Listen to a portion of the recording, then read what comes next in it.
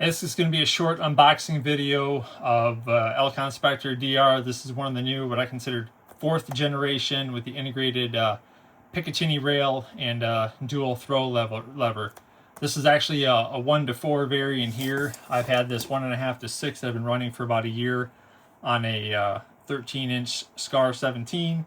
The only reason I'm replacing it with the 1 to 4 is the only reason I bought this 1.5 to 6 is I got such a crazy deal on it. It was hard to pass up.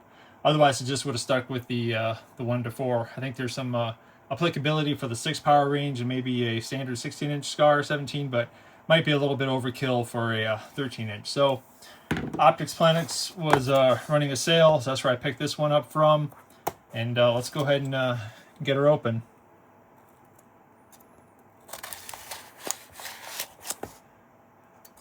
There seems to be a love-hate relationship with these Elcan Specter DRs.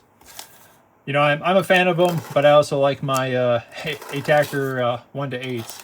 I guess if I had only one optic to choose from and use, it'd be an ATACR. But again, these Specter DRs just seem to fit right on the SCARs, so that's where I'm mainly running the 762 variant at right now.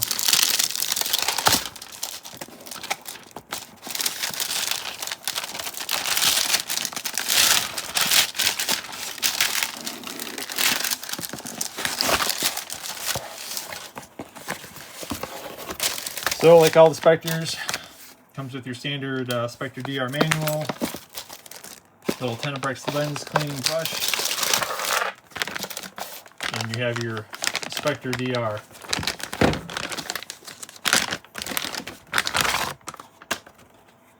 So, exactly what you expect, right? A high quality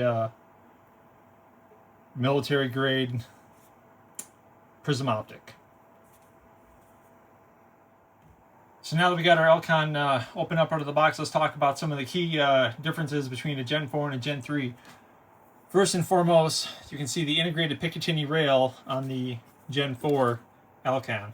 So this allows you to run whatever red dot sight that you choose, assuming that you have some sort of Picatinny mount for it. Now the Gen 3s didn't have an integrated rail, but they did have provision to put a mount on there. In this case, I have a Reptilia acro mount. No problem with this. It's at really low, robust. The nice thing is that the Gen 4 with the integrated Picatinny rail, maybe a little bit stronger. The trade-off is if you want to run an acro for it, you do have to get another mounting plate for it, and it ends up sitting probably a little bit higher than what you would like. One of the lowest mounts that I did find out there is this Empire Triaga acro mounting plate. It sits exceedingly low, lower than anything else that I have found at the moment. So this is what I was running on my 1.5 to 6. So in addition to the integrated Picatinny mount, we now have an ambidextrous throw lever, whereas the original Gen 3s only had a one-sided lever. So you can do the quick flip from 4 to 1 or 1 to 4.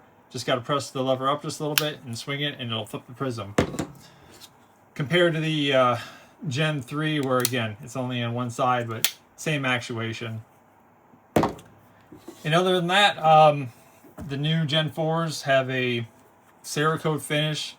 Obviously, these are in FDE. There is also a black, whereas the older Gen 3s are more just kind of like a hard anodizing. Even though they'd offered a FDE, it was more just a couple of the components that were anodized in a flat dark earth, where you ended up getting the various shades of gold, kind of like the Reptilia mount, right? Because tan is apparently incredibly difficult to have stringent quality control when it comes to anodizing, and you get 50 shades of FDE.